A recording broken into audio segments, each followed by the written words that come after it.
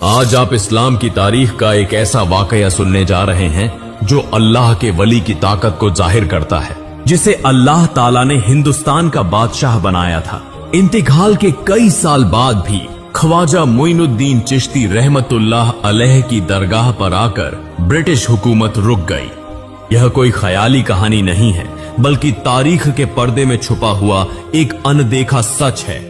यह वाकया तारीख के उस छुपे हुए बाब का हिस्सा है जो दब गया, लेकिन आज भी अवाम की यादों में जिंदा है।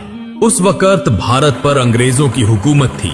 वो वक्त ऐसा था जब अंग्रेजों की हुकूमत मजीद सख्त हो गई थी। वो सिर्फ हथियारों की ताकत से नहीं, बल्कि भारतीयों के मजहबी और रूहानी अकीदे पर भी वार करते थे। अंग्रेज हुकूमत रोज जुल्म व सितम बढ़ा रही थी। मुल्क के खजानों को मुख्तलिफ जगहों से लूट कर ले जा रहे थे। उनकी नजर उन जगहों पर भी थी जो लोगों के दिलों में ताकत और इत्तिहाद की अलामत थी।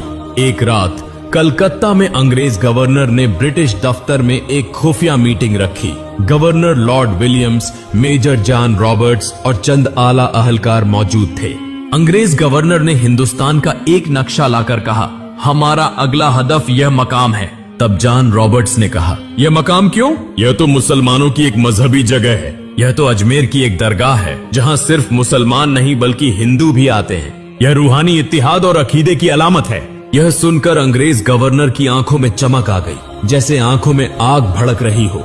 वो शदीद गुस्से से बोला, यहाँ मुल्क के मुख्तलिफ हिस्सों से बेशुमार दौलत जमा होती है और वहाँ एक सुनहरी चादर है। वो सुनहरी चादर वो सिर्फ चादर नहीं, बल्कि हमारे लालच का इशारा है, जिसकी कीमत बहुत ज्यादा है। चाहे जैसे भी हो, वो हमें हासिल करनी है। यह दरगाह हमारे राज के रास्ते में एक बड़ी रुकावट है। जब तक यह दरगाह कायम है, भारतीयों के दिलों से रूहानी ताकत खत्म नहीं की जा सकती। जब तक यह दरगाह है, भारतीय मुत्तहिद रहेंगे।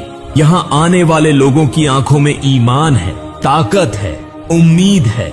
हम उनसे यह सब छीनना चाहते हैं। तब करीब खड़े एक भारतीय ने कहा, सर, अगर ऐसा किया गया तो बड़ा इनकलाब आ सकता है, क्योंकि अजमेर शरीफ ख्वाजा मोइनुद्दीन चिश्ती रहमतुल्लाह अलैह की दरगाह सिर्फ एक दरगाह नहीं, बल्कि भारतीयों का एक यकीन है।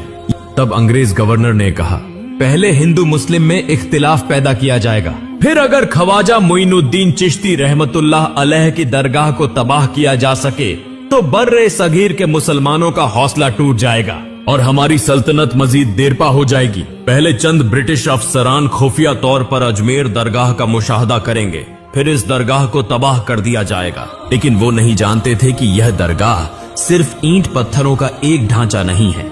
यह एक ऐसी रूहानी ताकत की जगह है जहां कई मौजिजात रुनुमा हो चुके हैं और जिसका मुहाफिज सिर्फ एक है, अजीम अल्लाह। फिर अगले दिन ब्रिटिश फौज का एक खास दस्ता अजमेर की तरफ रवाना हुआ। यह आला तरबियत याफ्ता फौजी थे, जिनका काम दरगाह से मुताल्लिक मालूमात जमा करना और तबाही की मंसूबा बंदी को अमली जामा पहनाना था। उनके साथ एक भारतीय भी था। उसने कहा, ख्वाजा मोइनुद्दीन चिश्ती रहमतुल्लाह अलैह की दरगाह पर हर साल लाखों लोग आते हैं। यह सिर्फ मजहबी जगह नहीं, बल्कि मुसलमानों के इत्तिहाद की अलामत है। क्या इसे तबाह करना मुमकिन होगा? तब एक अंग्रेज सिपाही ने डांट कर कहा, चुप बेवकूफ, वहाँ कुछ नहीं, सिर्फ अंधी अकीदत और तवहुम परस्ती है। फिर कुछ देर बाद अजमेर शहर की तरफ आहिस्ता आहिस्ता एक ब्रिटिश फौज का दस्ता आगे बढ़ने लगा। उनके हाथों में हथियार, चेहरों पर गरूर और आंखों में लालच था। हदफ ख्वाजा मोइनुद्दीन चिश्ती रहमतुल्लाह अलैह की दरगाह। वो अजमेर शहर में दाखिल हो गए। रात का वक्त था। ब्रिटिश फौज अजमेर के करीब पहुंच गई। सड़कों पर सन्नाटा था, कहीं कोई आवाज न थी।